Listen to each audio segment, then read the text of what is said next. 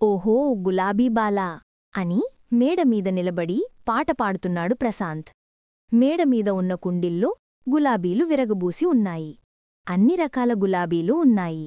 వాటిని చూడగానే ఎప్పుడో విన్న పాతపాట గుర్తుకొచ్చి అందుకున్నాడు. ఎదురింటి మేడమీది పోర్షన్ తలుపు తెరుచుకుంది.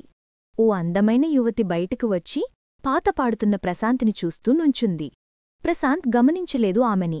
తన మా నాన్న తాను పాడుకుంటూ గులాబీల మధ్య తిరుగుతూ ఆ అందమైన ఉదయాన్ని ఆస్వాదిస్తున్నాడు. పాట పూర్తి అయి తలెత్తి చూసిన ప్రశాంత్కి ఎదురు మేడమీది యువతి కంటపడింది. పిట్టగోడమీద ఓ చెయ్యి నాంచి వయ్యారంగా నిలబడింది. మరో చెయ్యి నాజూకుగా ఉందాలేనట్టున్న నడుమ్మీద ఆంచి తేనెలూరుతున్నట్టున్న పెదవులపై లాస్యం చేస్తున్న చిరునవ్వుతో తననే తదీకంగా చూస్తున్న ఆ యువతిని చూసి చుట్టూ ఓసారి చూశాడు.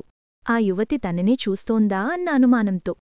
తనవైపు చూడగానే తన చేతిని నున్నగా పాలరాతిలా మెరుస్తున్న తన కంఠం దగ్గర పెట్టి ఆపై చూపుడు వేలుని బొటనవేలుని కలిపి సూపర్ అన్న సైన్ చూపించింది.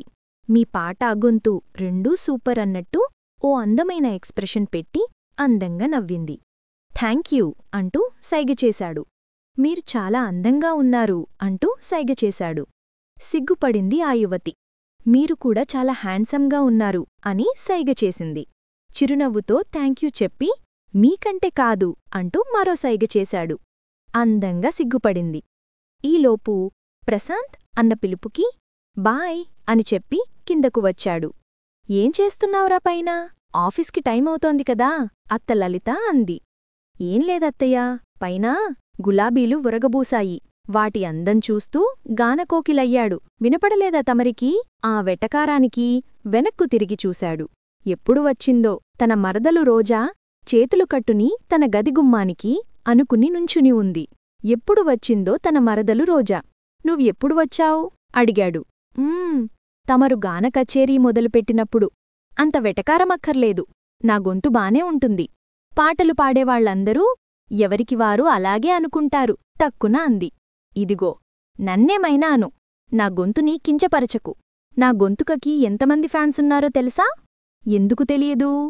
మెడలో కుక్కగొలుసులా అంతలావు చైన్ వేసుకుంటే చైన్ స్నాచర్ నుంచి ప్రతివాళ్లూ ఫ్యాన్సే అవుతారు రిటార్టిచ్చింది. అబ్బబ్బా, ఆపండిద్దరు. చిన్నప్పట్నుండి ఇదే గోల. టామ్ జెర్రీలు మీకన్నా నయ్యం. కాసేపైనా కలుసుంటాయి విసుగ్గా అంది లలిత. అవి జంతువులు. పోలిస్తే నీ మేనల్లుణ్ణి పోల్చువాడుతో నన్ను పోల్చుకు. అత్తయ్యా గింజుకున్నాడు. ఏయ్, నువ్వెళ్ళా బట్టలు మేడమీద ఆరేసిరా పొరమాయించింది వాషింగ్ మిషన్ చూపించి. ఏ, ఇప్పటిదాకా ఆయనగారక్కడేగా ఉన్నాడు. ఆయనగారికి చెప్పచ్చుగా. వాడు మగపిల్లాడే. కాలర్ ఎగరేశాడు నవ్వుతూ. అయితే నెత్తిమీదేమైనా కొమ్ములున్నాయా? తల్లి ఏదో అనేలోపే ఓ మర్చిపోయాను, ఇప్పుడేగా అన్నావు జంతువని. కొమ్ములుండే ఉంటాయిలే. హలో, టామ్కి కొమ్ములుండవు. నువ్వు టామ్ అని ఒప్పుకున్నావన్నమాట. నీతో ఇదో ఫెసిలిటీ. ఇంచక్కగా నిజాలు ఒప్పేసుకుంటావు ఉడికిస్తూ అంది. ఏ, నువ్వెళ్ళవే కూతుర్ని కసిరింది. అనుకుంటూ వాషింగ్ మిషన్ దగ్గరికి వెళ్ళింది. ప్రశాంత్, దాని సంగతి నీకు తెలియనిదా? నువ్వెళ్ళు రెడీ అవ్వు, టైం అవుతోంది మేనల్లుడికి చెప్పింది. మరదల్ని చూసి కాలర్ ఎగరేసి తనకిచ్చిన గదికి వెళ్ళాడు. దొరకకపోతావా? అప్పుడు చెప్తాను అనుకుని బట్టలు తీసుకుని మేడమీదకి వెళ్ళింది. ప్రశాంత్ రోజాలు మేనత్త మేనమామ పిల్లలు. లలితా బలరాంల కూతుడు రోజా. రఘురాందేవుల కొడుకు ప్రశాంత్. రఘురాందేవీలు అన్నా చెల్లెళ్ళు, బలరాందేవీలు అన్న చెల్లెళ్ళు. కుండమార్పిడి పెళ్లి చేశారు.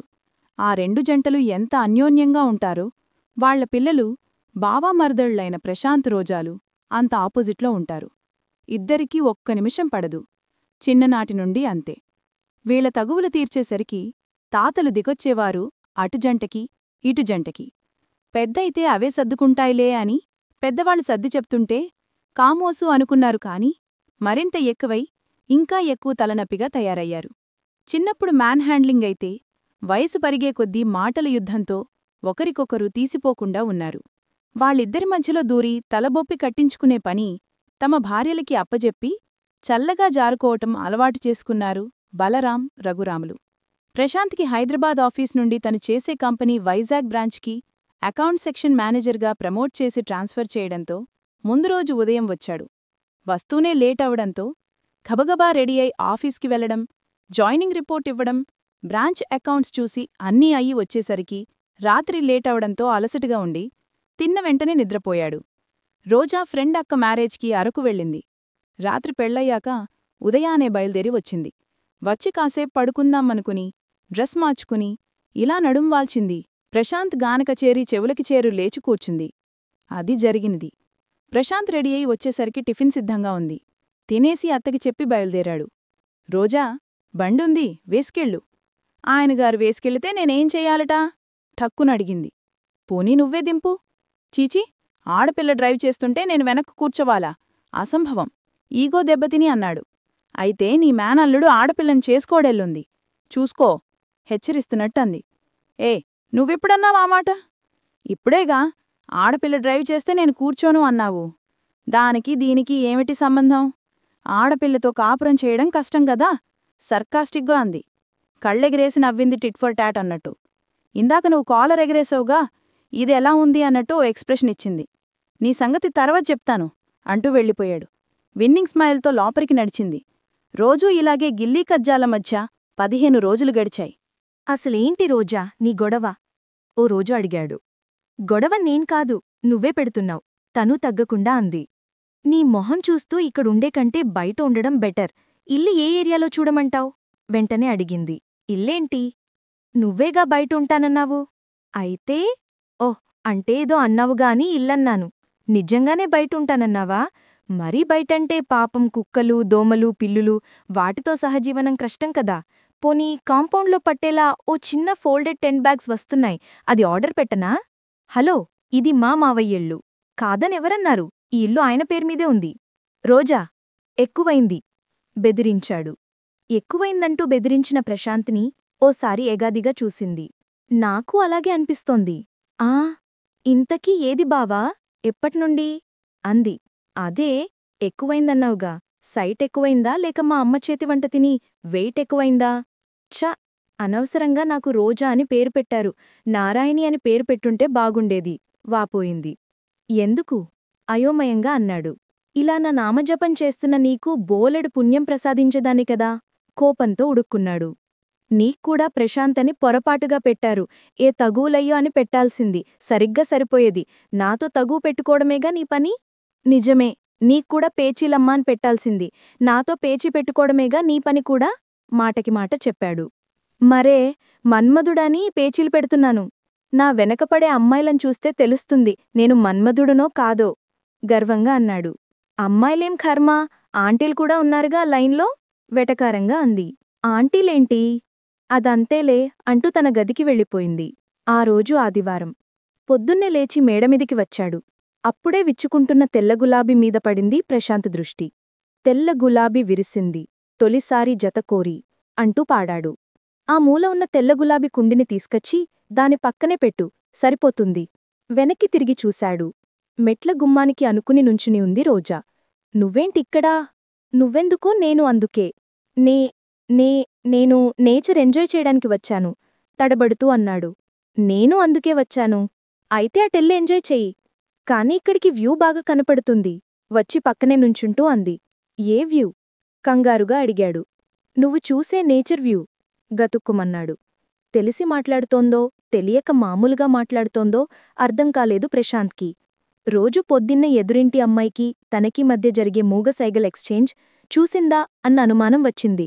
కాని మళ్ళీ అంత సీను లేదులే అనుకున్నాడు. రోజా, ఈ కాఫీ బావకివ్వు. తల్లి పిలుపుకు తలతిప్పి ప్రశాంత్ని చూసింది. కాఫీ ఎందుకటా? పైనుండే అరిచింది. ఎందుకేమిటే, కాఫీ తాగితే ఫ్రెష్ ఎనర్జీ వస్తుంది. అవునా? ఈయనగారికి నేచర్ చూస్తే వస్తుందులే ఎనర్జీ. ప్రశాంత్ చూపులు ఎక్కడున్నాయో గమనించి అంది. నేచర్ చూస్తే ఆనందం కలుగుతుందిగాని ఎనర్జీ ఎందుకు వస్తుందే? కిందనుండే ప్రశ్నించింది లలిత. పెళ్లికాని బ్రహ్మచారులకి, పెళ్లిలేటైన వాళ్లకి నేచర్ నుండే వస్తుందులే, నీకు తెలియదు అంటూ మెట్లవైపు కదిలింది. ఆ జవాబుకి తడబడ్డాడు ప్రశాంత్. వెళ్లబోతూ ఆగి అడిగాడు. అవును, ఆర్థోపెడిక్ దగ్గర అపాయింట్మెంట్ తీసుకోనా? అంటే నేచర్ ప్రొటెక్టర్ ఈ రోజు ఉదయమే లాంగ్ క్యాంప్ తర్వాత ఇంటికి వచ్చాడు. నవ్వుతూ అని కిందకు వెళ్ళిపోయింది. గతుక్కుమన్నాడు. ఏంటి తల్లీ, ఏదో మాట్లాడుతున్నావ్? పెళ్ళి లీటూ ఇంటూ. తండ్రి బలరాం అడిగాడు. నీ మేనల్లుడి గురించే, పెళ్లిమీదకి గాలి మళ్ళింది కాబోలు, చూసుకోండి అని కిచెన్లోకి వెళ్ళింది. మర్నాడు ఉదయం నిద్రలేచేసరికి కనపడిన తల్లిదండ్రిని చూసి ఆశ్చర్యపోయాడు ప్రశాంత్. ఏంటమ్మా వస్తున్నట్టు చెప్పలేదు, నువ్వూ చెప్పలేదుగా పెళ్లి చేసుకుంటాను అని. పెళ్ళేంటి? నీకో పెళ్లి సంబంధం వచ్చింది, అమ్మాయి మాకు నచ్చింది, వాళ్లది ఈ ఊరే, ఎలాగో నువ్విక్కడ ఉన్నావుగా, అందుకే పెళ్లిచూపులకు వస్తామని చెప్పాము, బయలుదేరి వచ్చేశాము, త్వరగా రెడీ అవ్వు, మళ్ళీ వర్జాలు రాకుండా బయలుదేరాలి చెప్పింది కుమారి. అమ్మాయి మీకు నచ్చితే సరిపోయిందా, నాకు నచ్చొద్దా? ఒరే, నీకు నచ్చేలా అమ్మాయిని చూడ్డం మా వల్ల కాదు, నువ్వు ఉద్యోగం వచ్చిన దగ్గర్నుండి చూస్తున్నాం, ఏదో ఒక వంక పెట్టి రిజెక్ట్ చేస్తున్నావు, పైగా పెళ్లి సంబంధానికి వెళితే చాలు, వరసైన మరదలుందిగా, మా సంబంధానికెందుకు వచ్చారు అని అడుగుతున్నారు, ఏం చెప్తాం, టామ్ జెర్రీలా కొట్టుకుంటూ ఉంటారు అని చెప్పలేం కదా, పోనీ నయానో భయానో చేద్దామంటే ఎలా ఉంటారు అని భయం. చేసి చూస్తేనేగా తెలిసేది ఎలా ఉంటాము. ఆహా, చేశాక ఇద్దరు సవతుల్లా పోట్లాడుకుని విడాకులు అంటే? రఘురామన్నాడు. మా విడాకులు కడతాము అంటే విడాకులు ఎందుకడుగుతాము, ఎందుకు కొట్టుకుంటాము? బావుంది. కుమారి ఏదో అనబోతుంటే అడ్డుకున్నాడు అన్న బలరాం. ఒక్క నిమిషం చెల్లాయి. ప్రశాంత్, ఇప్పుడు ఏమన్నావు? నేనేమీ అర్థంకాని భాషలో అనలేదు. అంటే నీకు రోజాని చేసుకోవడం ఇష్టమేనా? అర్థం చాక అడిగాడు లలిత. ఇష్టం లేదని నేనెప్పుడు చెప్పలేదే. ఇష్టమని కూడా చెప్పలేదు కదరా, రఘురామన్నాడు. మీరు అడగలేదుగా చెప్పడానికి, ఇద్దరూ పిల్లి ఎలుకలా కొట్టుకుంటుంటే ఏమడుగుతాం? బలరాం అన్నాడు. అలా ఉన్నాం కాబట్టే సింగిల్ అటెంప్ట్లో నేను సీఏ పూర్తి చేశాను, 4 పెద్ద కంపెనీలకి ఆడిటర్గా ఉన్నాను. తను ఇష్టమైన హోటల్ మేనేజ్మెంట్ పూర్తి చేసి తనకి ఇష్టమైన స్టార్ హోటల్లో మేనేజ్మెంట్ జాబ్ చేస్తోంది. అదేంట్రా, ఎందుకలా? ఆ? లేకపోతే ఇలా 18 నాకు, 20 వాడికి పూర్తవగానే పెద్దవాళ్ల సెంటిమెంట్తో మాకు ముడిపెట్టేసేవారు. అనుకున్న చదువు అటకెక్కేది అంది రోజా. పెళ్ళయ్యాక చదువుకోచ్చుగా, లలిత అంది. పెళ్ళయ్యాక ఇంకేం చదువు? పెళ్ళవగానే పిల్లలు, సంసారం, అదో సాగరం అంది రోజా. మీరు ఇలాగే చేస్తారని ఊహించాము. మా ఊహ నిజం చేస్తూ ఓ రోజు మీరు మాట్లాడుకోవడం విన్నాము.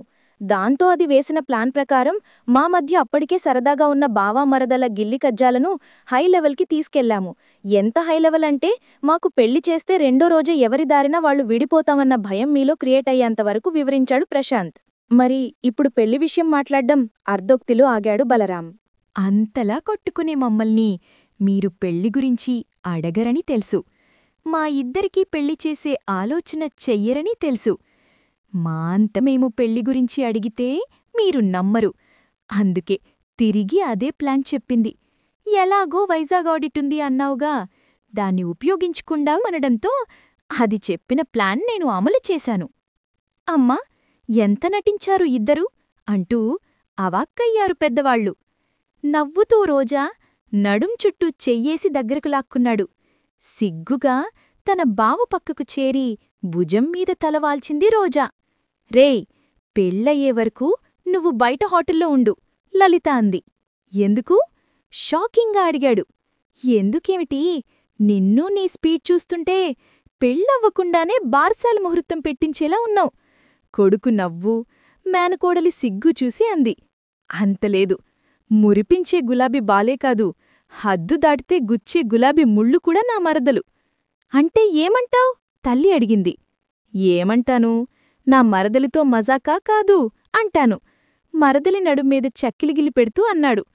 కిలకిలా నవ్వింది, చూపుడు వేలుతో బెదిరిస్తూ. నవ్వేశారందరూ.